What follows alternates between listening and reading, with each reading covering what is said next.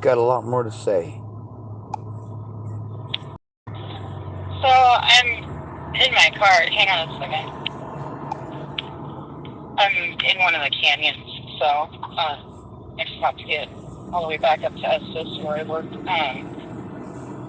Anyway, yeah, I absolutely understand those situations, and I'd love to testify about it because I had so many situations where basically, like, it's like the Stanford prison experiment on a massive scale out there. It's fucking disgusting.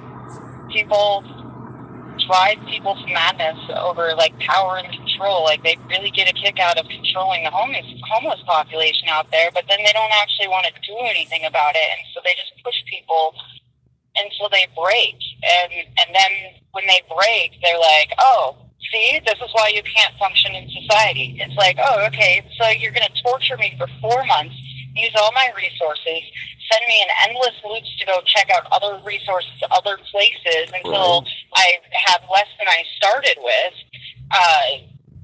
Take away every basic necessity of living and comfort, Maslow's hierarchy of basic needs, man. Like, no shelter, no food.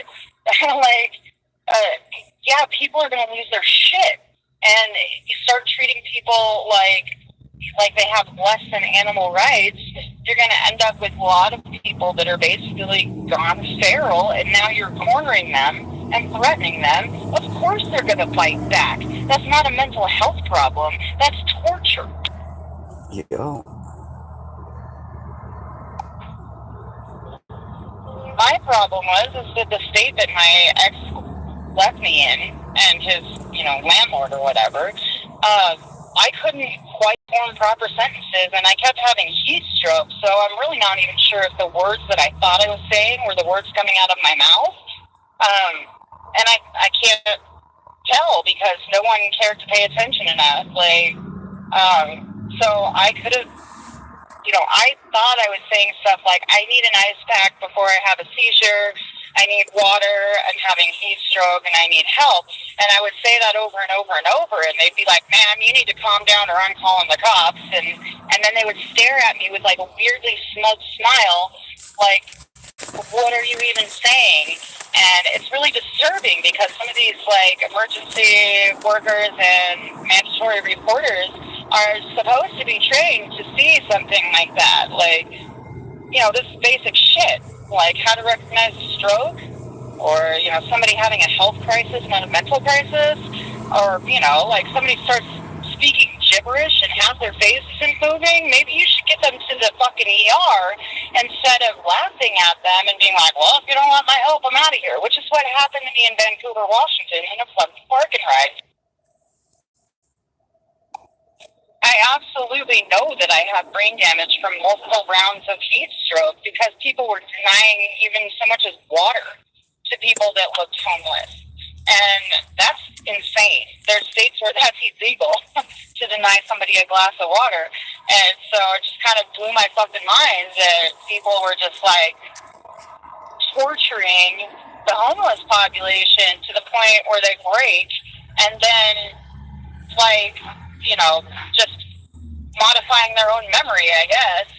Like, oh, they were always like that. See, that's why we don't help you. It's like, yeah, but, you could go 4 fucking months holding your shit together and functioning like a normal person, politely trying to seek out resources for, not to be homeless and, living in a hotel or whatever. And then if you're acting well put together, then they act like you must just be lazy or trying to con them.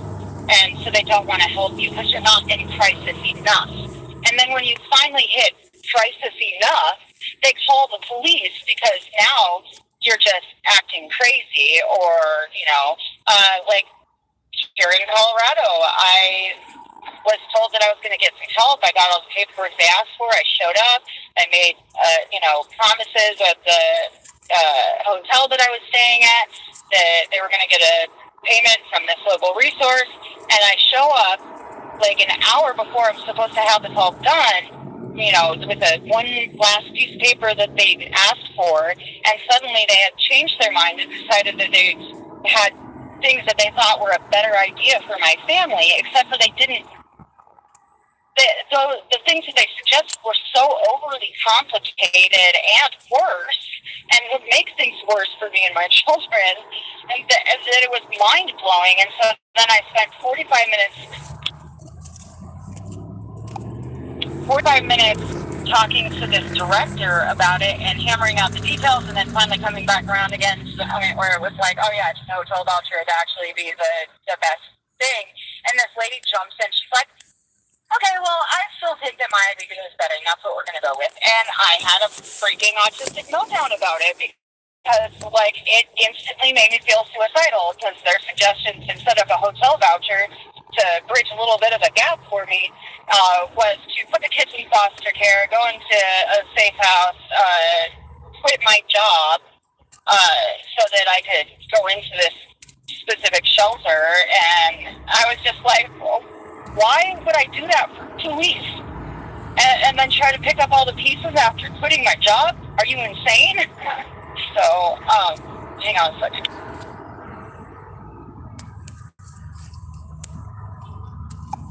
Anyway, I had a narcissistic meltdown about it, which is what I did in Tillamook, after trying to tell my story, like, in 45-minute chunks, and then having, realize after 45 minutes of talking to somebody that they haven't been listening to a damn thing that I'm saying, and having that multiple times in a row, and blowing away a whole day or 3 to do it, like, that it's hard to even function, it's hard to track. Like, I get so worked up about it, just thinking about it, that I lose where I'm at talking about things. But then in the office up here in Colorado, like, I was like, God, you're making me suicidal. I just want to drive off a cliff. You're not paying attention. And they're like, oh, you said the S word.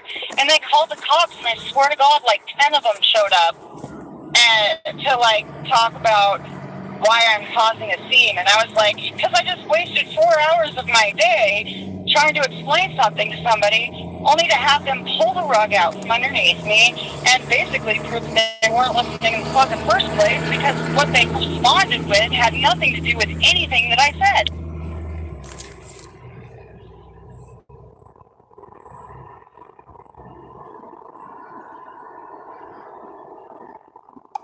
I had to go get my children from Florida myself because no agency would get back to me. I had to drive all the way to Florida and pick them up. They were covered in bugs, bruises, severely neglected. One of my dogs already died from what looks like chemical exposure, and then the second little dog was, on her last legs, losing teeth and massive patches of hair. So,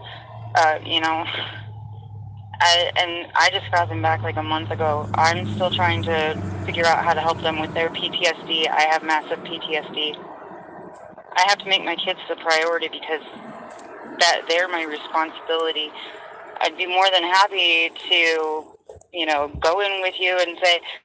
go in on it with you to say, yeah, these things are happening, and here's what happened to me, and here's what happened to him, and that's how it's, would have to go. But, as far as just going in with you, like, I'm in Colorado, so I can't walk in, so I'm not really sure how much help I can be, and then it would also be extremely triggering for me. I'm dealing with a lot of mental damage, and, like, physical and emotional, so I don't know. I've tried to listen, and I've tried to tell you what I had to offer, and if what I have to offer for help is not something that you need, then I think we're at an impasse. Her story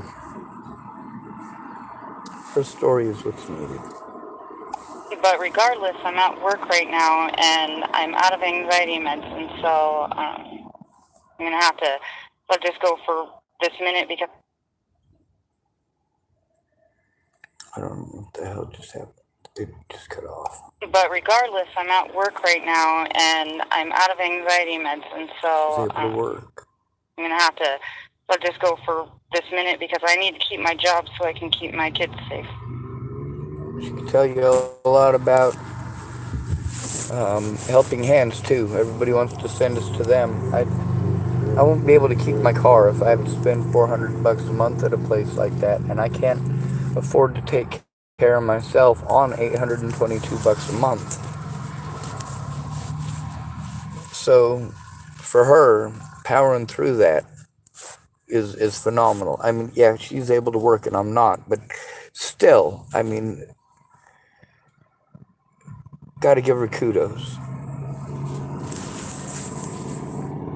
The message on the front here is also from her. The screenshot to this is also from her anyway. I met her here in Tillamook. She was in Colorado when Natalie died, just so you know.